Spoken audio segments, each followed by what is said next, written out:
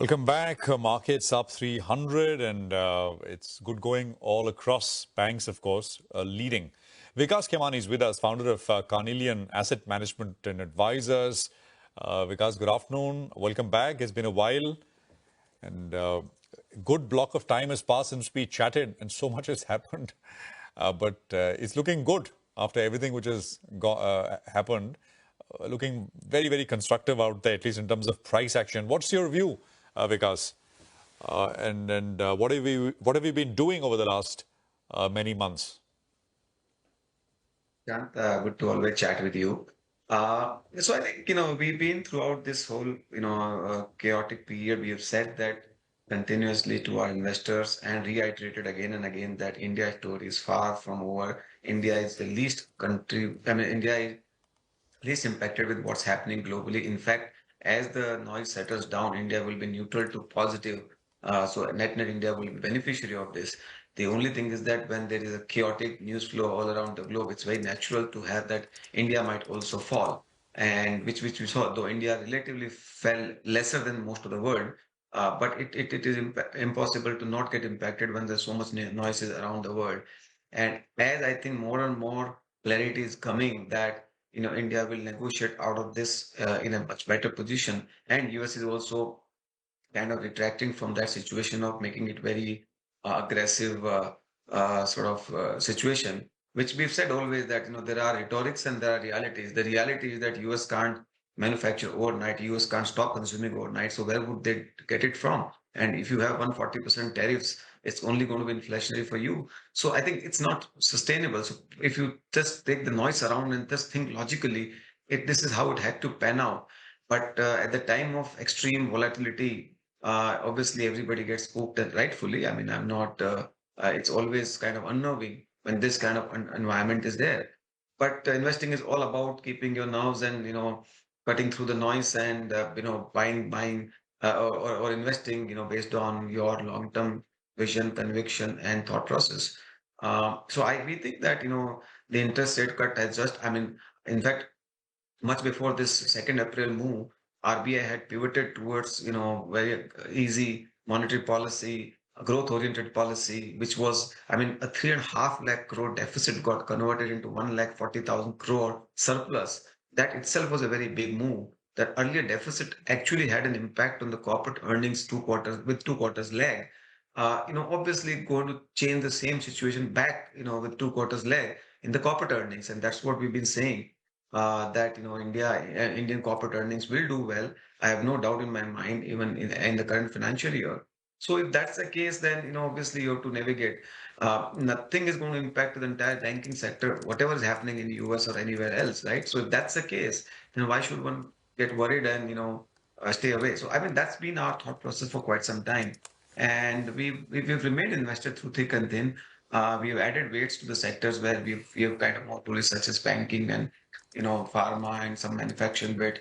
So wherever, you think that there's no long-term damage or long-term potential damage, we don't know. I mean, people wrote of IT. We never got worried about IT because it's only potential, worry. We don't know the, real situation, what will pan out. So I think all these things have kind of played out well back.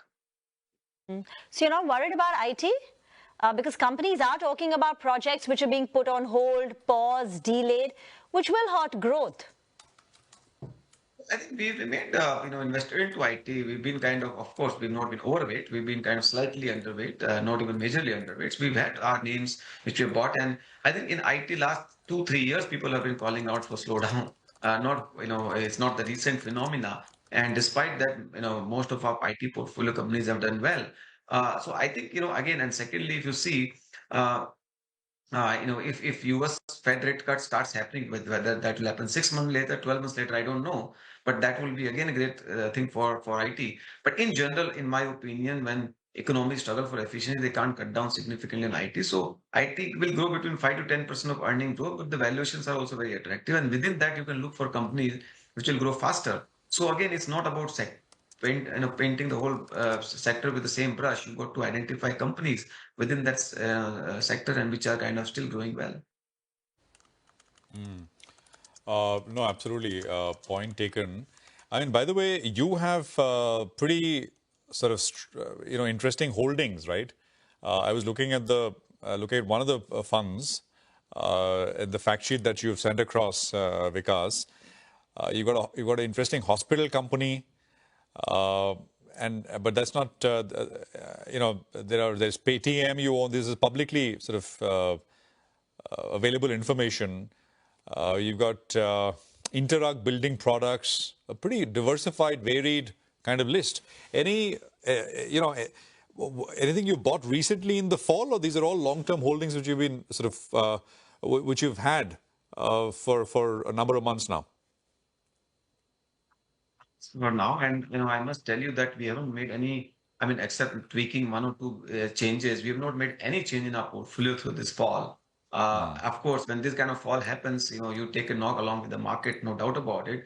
But we've also recovered back and much more than markets in the recovery as well. So, but none of, I mean, all the names which you mentioned, their business model did not change at all because of the US situation. Their model is not going to change. Whatever is happening globally right now, right? All of them are domestically focused either on the healthcare cycle of the country or on the capex cycle of the country or on the banking cycle of the country, or so they're all India focused stories. Nothing changes around that. And if those companies were available at a better price, I mean, it was a great opportunity according to me, which we kept on communicating to our investors through our calls and to media.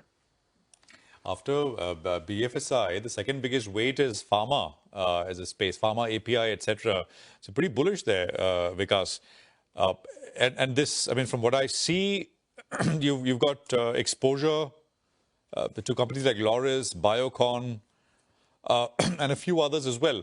Want to run us through the sort of logic, the rationale?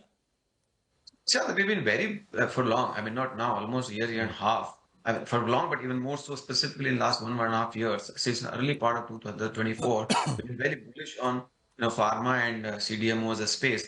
I remember buying Loras at around 300 rupees when I think most people were writing off that company, and we had conviction in that capability of the company on the potential of the company, potential of the sector. And today, I think we have seen that stock, has done well and numbers are coming through. So I think when you understand a company, when you believe in a management, you can stay, take those opportunities as a entering points. And every company go through that up and down. So, and pharma CDMO is a structurally very, very long. We have said multiple times in our interaction as well with you that it's 5-10 year opportunity. And it's like where in some sense IT was in mid 90s. I won't be surprised if many of these companies will be 5x 10x from in fullness of time, because that's the kind of tailwind you have in the sector. And so we've always positioned in us ourselves in that space very well, and so far we've done well on that, and we think that it's here to stay. And then of course, like with everything else, it boils down to the company specific and specific management. It's not that every company and everything will do well in the sector as well. The other domestic theme is consumption. So far, it's the premium luxury consumption which has done well. But now, increasingly, there is a view that given the normal monsoon, this K-shaped recovery will broaden out. And some of the low-value consumption, whether it's in footwear, apparel, maybe two-wheelers, will also start seeing a recovery as the year progresses. Not just staples, but even some of the other low-value consumption stocks and areas. Would you concur with that view? And where do you stand on the consumption at the lower end? Always believe that, see, we have never bought consumption much in last 5-7 years, except last 6-8 months, we bought some companies, but, again, there we don't have a lot of weight. We think that there's a lot of, overvaluation in the sector, given the kind of growth it offers. Of course, it boils down to the companies which are interesting, which can essentially, sort of capturing the premiumization space and, can grow 15-20%.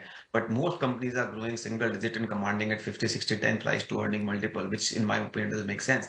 Unless you get a feeling of or sense of accelerated growth in a particular company or sector, then you kind of play. So we have had some small companies playing out, but in that, but there are also interesting companies we are monitoring. If we find risk reward is there, we'll buy that. But generally speaking, consumer discretionary still looks better than consumer staples. Given the fact that most staples are not growing. And more importantly, we have said, Ima, that companies, I mean, it's not the consumption which has been slowing down.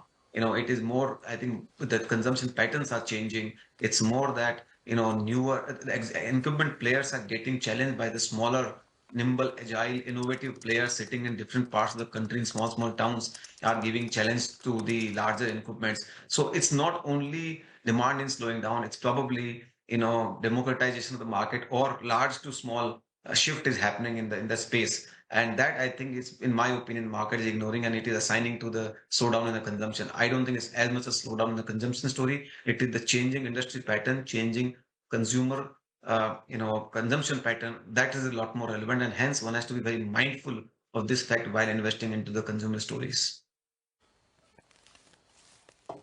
Absolutely. And point taken, Vikas. Good conversation, good chat, and continue with the performance there. Thank you very much for joining us. It's a pleasure here on CNBC TV 18. Well, I think we're going to take a quick